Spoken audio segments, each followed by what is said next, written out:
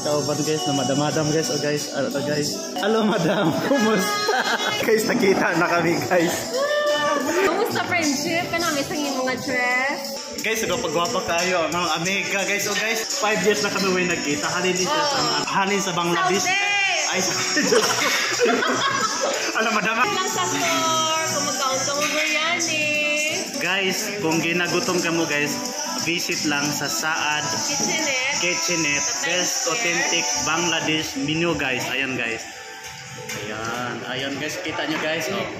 Best authentic menu located at City Times Square, Lapu-Lapu, besides sa Uptown Club.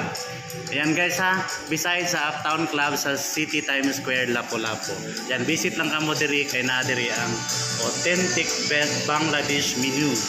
Ayan guys, sige guys, bye bye guys, mamaya na tamag. Indian. Ayan guys. Best seller is biryani.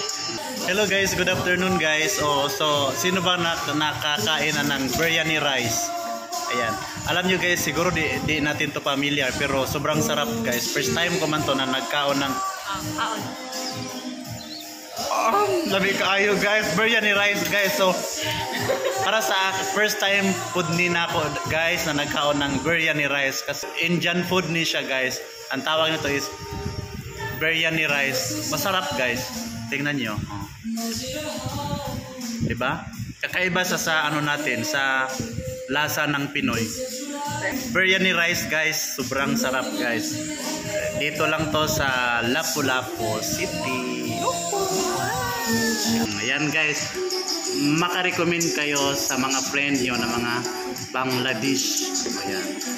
Siya ang nag-iisa dito na best authentic Bangladesh menu guys. So visit lang kamo diri lang ni sa ground floor sa City Times Square besides sa Uptown Club. Ayan, easy lang malukit git. Ayan, sige na, bye-bye na, maglabing-labing sa later. Bye.